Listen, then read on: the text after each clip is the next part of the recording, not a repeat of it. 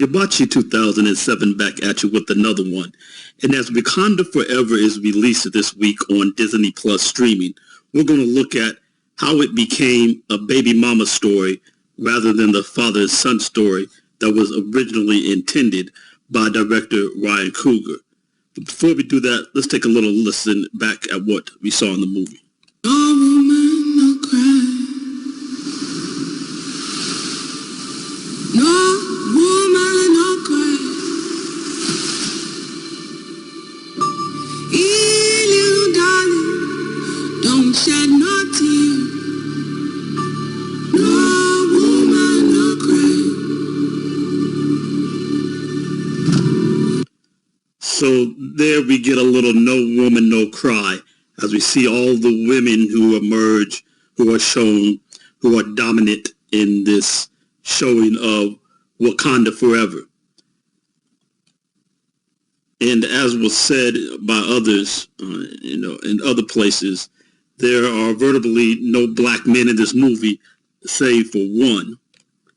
This guy, M'Baku, of the Jabari tribe, the mountain people, that other tribe that the Wakandans went against in the first movie.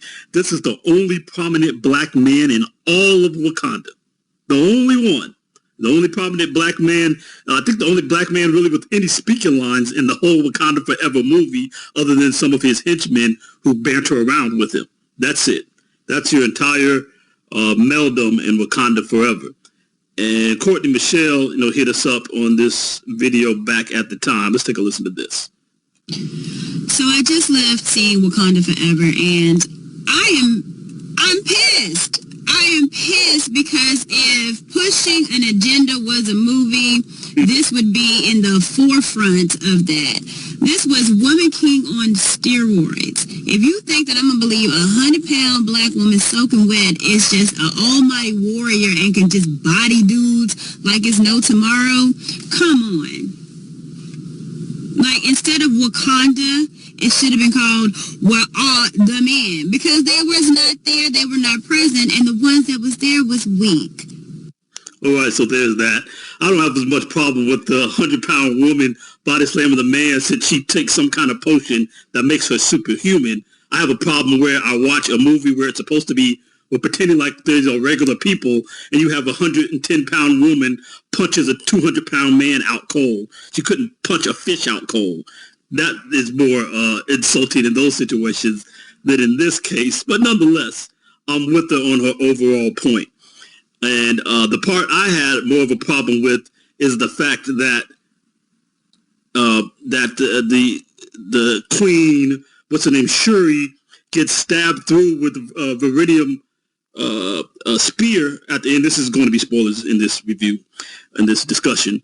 She gets stabbed all the way through her gut from front to back, and her body just immediately heals.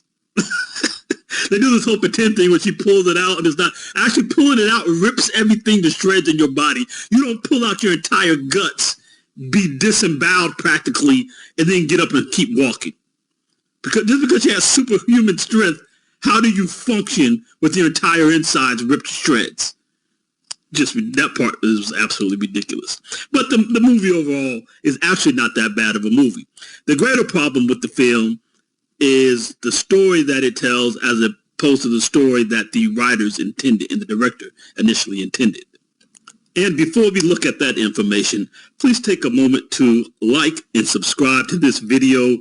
We appreciate your like to push us through the algorithm. Hit the alert bell if you've already subscribed, and we're going to get right back to the program.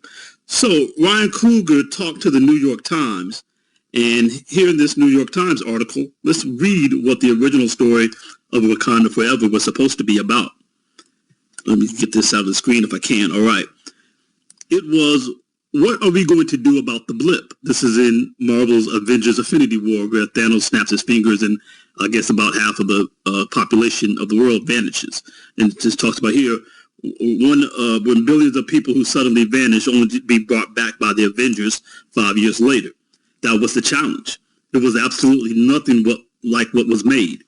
It was going to be a father-son story from the perspective of a father, because the first movie had been a father-son story from the perspective of the son.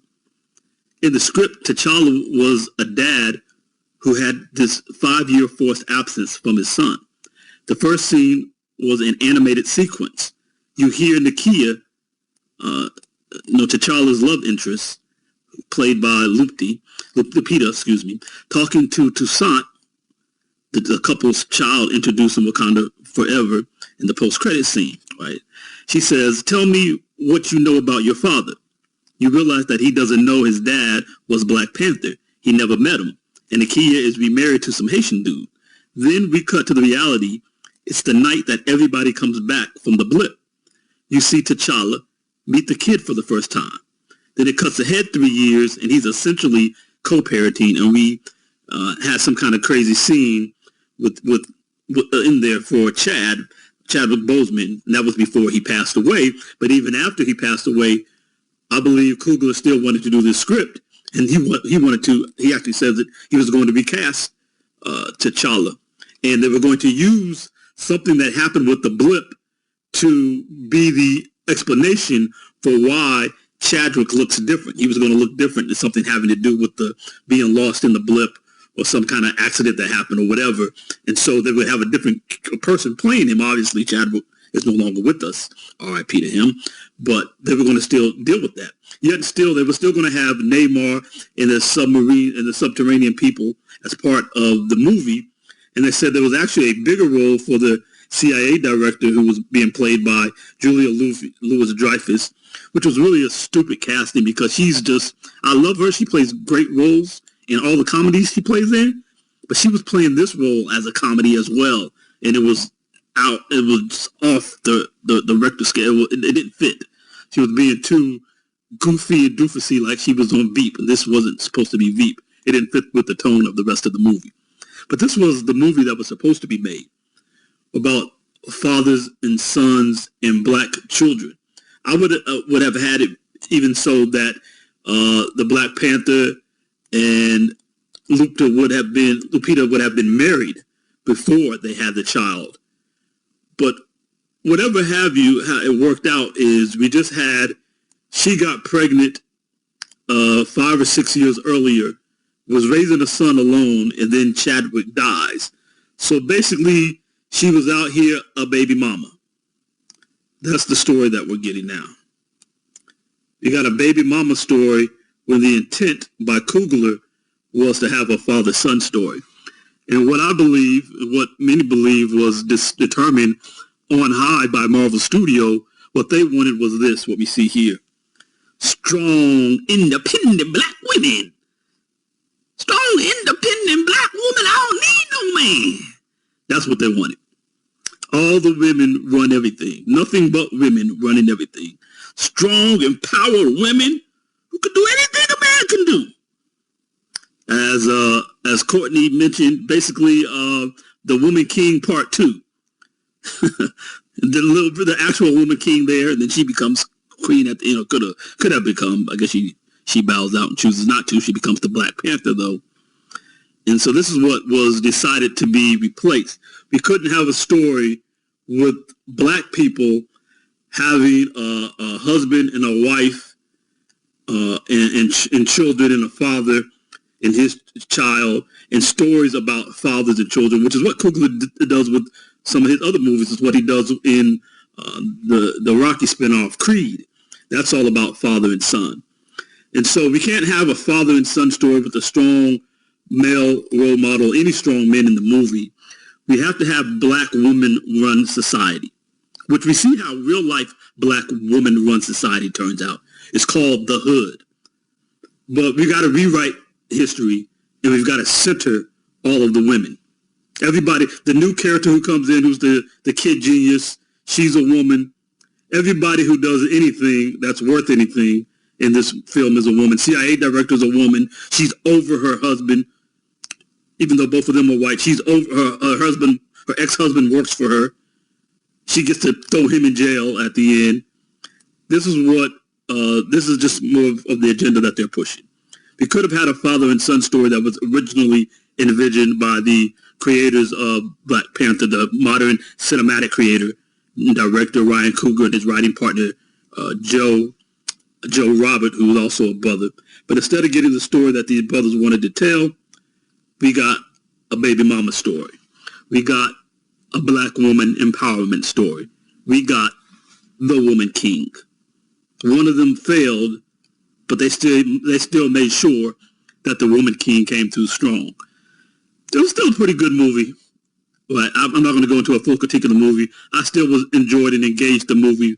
But the social engineering that is being done with this approach, this intentional approach to kill the strong male presentation model, kind of like with Good Times, where Norman Lear didn't want James being a strong father. And that's why they ended up running John Amos off that show so they could have just a mother and children in the projects.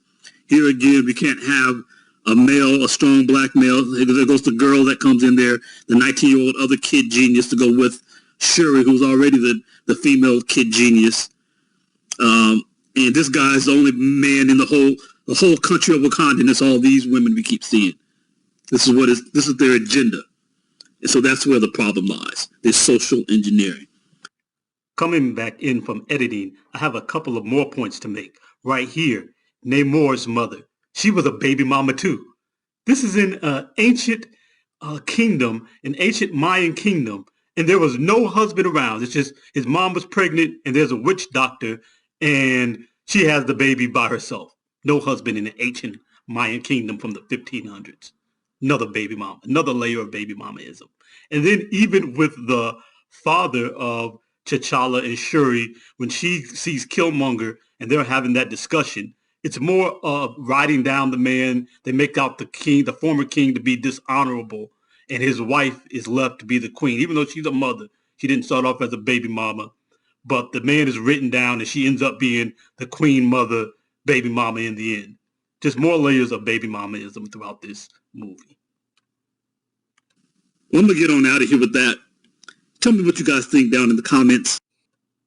Like the video, please. Definitely subscribe to the channel and consider hitting the alert button as well.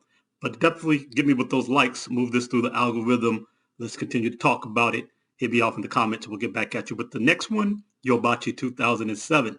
I'm out.